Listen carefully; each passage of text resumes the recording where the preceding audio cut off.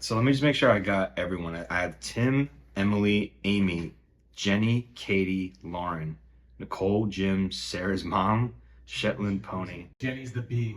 Mm-hmm. So that's because I'm making sure, like, I like to drop characters that will be in the next book in the book before. Yeah. So Jenny's actually, she's inspired by the Bee Foundation, which will probably be the next book. Yeah. And then, so Katie, Lauren, Nicole, Jim, Sarah's mom is a different Shetland pony, and Sarah's dad's a capybara. Yes, I see that.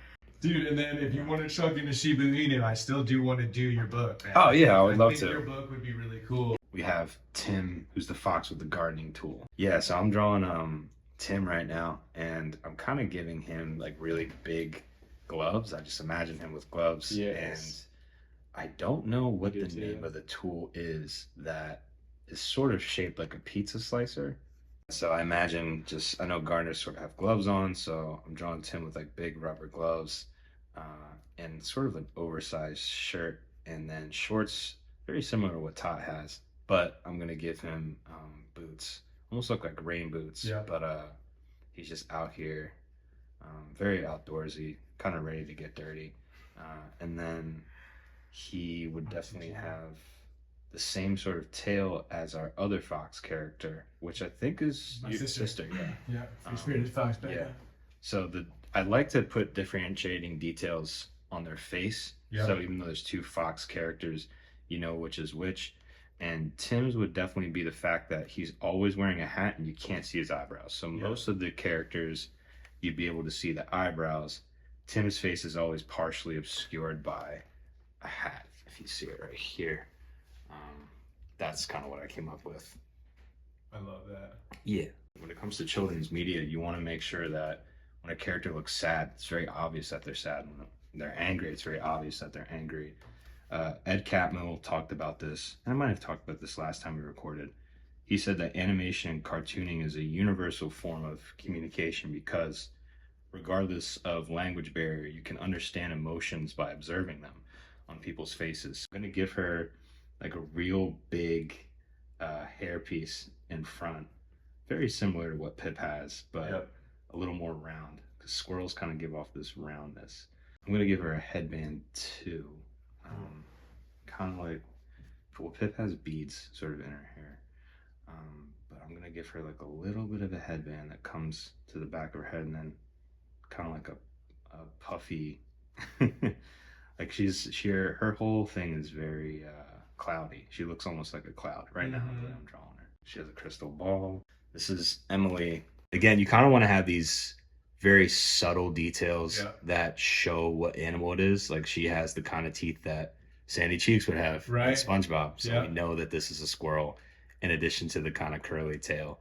And I would actually probably put that same swirl that's in her tail in her kind of front hairdo to make it more consistent. Yeah, and symmetrical in a way. Yeah, and it's more really symmetrical, cool. So I'm probably going to fix that right now. Swirls and swirls. Let's start Amy here.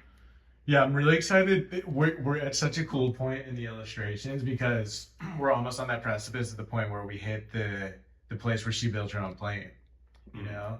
And it's been so cool because right now, obviously this is the first book with like an antagonist. Yeah. But it's really awesome to see. One, I think you made the bald eagles like so well. I find them to be just perfect characters, and I'm excited to see now the scene where like the riverbank comes together to help Phoebe. Well, these characters that I'm drawing right now are the ones in the next page. So I paused because I didn't have those characters designed yet. So they're going to show up in this next page. And I'm stoked that obviously we got the opportunity to film this. This is the first time we're actually filming you live drawing some of the characters. Yeah, I mean, oh, it's fun. It is fun, man. It's such a cool project. This is I gave her sort of it's more of like a reserved kind of haircut. I'm gonna see what kind of tail. That's another thing about Tot characters. They all have like unique tails. The beavers have like these giant big tails, and it kind of does have a beaver tail, but it's not that flat sort of patty tail that a beaver has. It's more of furry. And in comparison to its body, it is pretty big. Yeah, because that's actually the biggest differentiator between the red panda and the fox. Yeah. Is like the size of the tail. So, this is Amy. Let me just zoom it up here. Yep. Again, That looks great. kind of unassuming. To differentiate her and the beaver characters, and the squirrel characters, I kind of gave her like a monotooth. We have Jenny, which is the bee. Jenny would be the second insect character in Tot. The butterfly being the other Samantha. Yeah. So usually I give them sort of The eyes. a compound eye look, but this time I'm gonna add like some eyelashes to see how that looks. So this time, Obsessed. usually when I make an insect character in Tot, well, this will be the second time, but I feel like the rule is the antenna kind of has to be the hair. Yeah. So for the last one, I sort of draped the antenna on either side to look sort of like pigtails. This time it's sort of tied in a ponytail, an antenna ponytail, but it's just to convey the femininity of the character in combination with the eyelashes. I decided to give her like an oversized shirt that had stripes on it, which of course will be like her bumblebee. very bold yellow, yeah. And because this character is also representative of the bee foundation to like super be it, I gave her like a bee amulet. I feel like just which, by the way, is actually a thing that the Bee Foundation has. Next we have Katie, which is a goat with the Judge gavel. Katie is a powerful force. She's one of those laughs you don't need to hear the joke. You're gonna laugh because she's laughing. Mm-hmm. She loves to coach and help people and like see people succeed, but she'll also keep it 100. Mm-hmm. This is Katie, at least how I imagine her. Yes. So I guess the idea here is sort of incorporating jagged lines into the hair to show that she's kind of rough and energetic. Her eyes are obscured, which is very similar to the alpaca character in the first book. And Mary. Yeah, which I thought because they are similar types of animals, it'd be, just a good, consistent. Yeah, like a pseudo leitmotif. Yeah. Yeah, I didn't really shade in the gown, but you can kind of imagine that it's black. She's holding this gavel.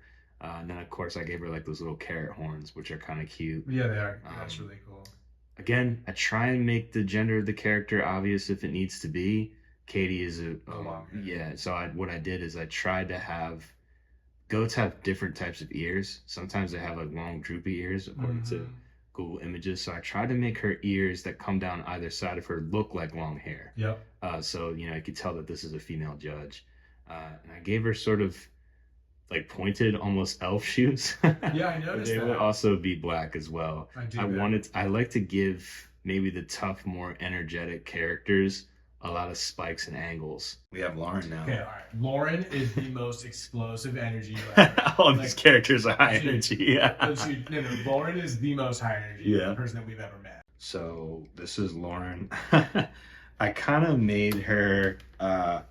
I don't know. Now that I drew her, she sort of looks very 50s-ish. I try to give her like sneakers because she's jumping around. So you have like these 4 points on her anatomy that point up. The tail's always pointing up, and the hair always points up. Yeah, and the ears. Yeah, that I didn't even notice that. Yeah, kangaroo's ears are always like very vertical. And the pom poms seem as though that they would be a mainstay on this character. Yes. I actually think it'd be fun to draw her picking up something and kind of using the pom-poms like pot holders. Like she doesn't take them off. Like you never ever see like her actual anatomy. She just can just magically catch stuff with the pom-poms. 100% needs to happen. Yeah. That's a really good call. If I had to go back, and I might change this later, maybe I would not give her an apron and actually give her overalls, and just have like a big pouch with the overalls in front of it. Yeah, I think that's a good call.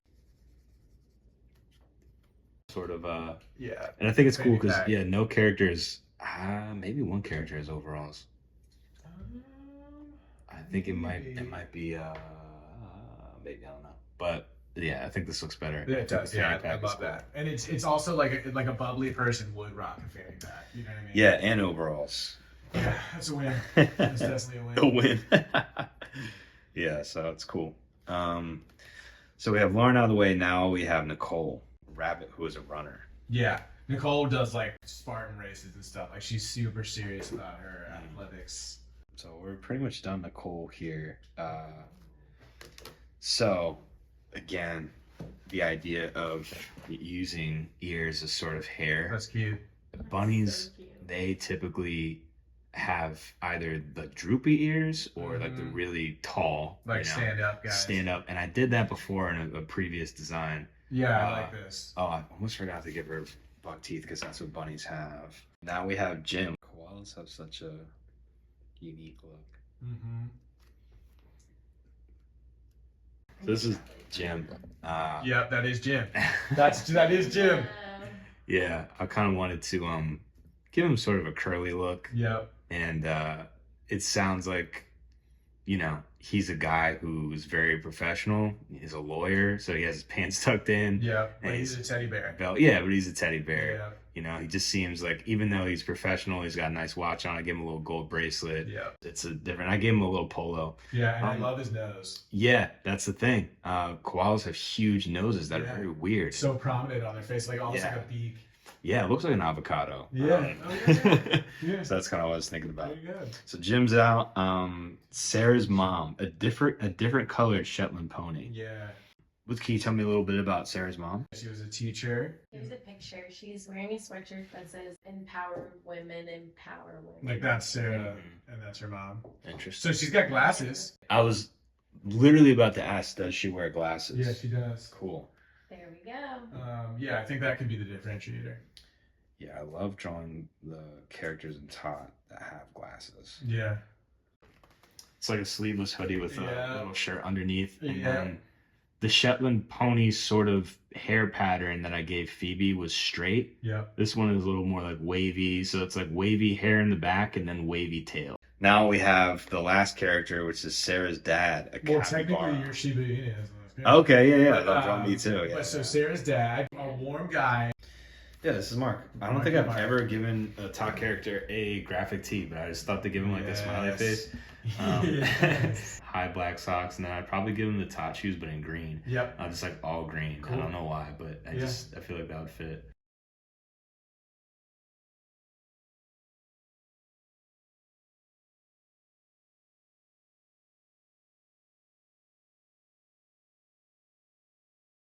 So crazy, man. They got the shoes, man.